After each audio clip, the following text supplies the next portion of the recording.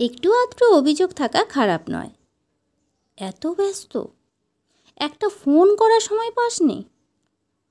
কখন মেসেজ করেছি একটু উত্তর দিতে পারছো না? কালকেও দেখা করতে পারবে না? একটুও সময় বার করতে পারবে না? এই ছোট ছোট অভিযোগগুলোতে বিরক্ত হতে নেই।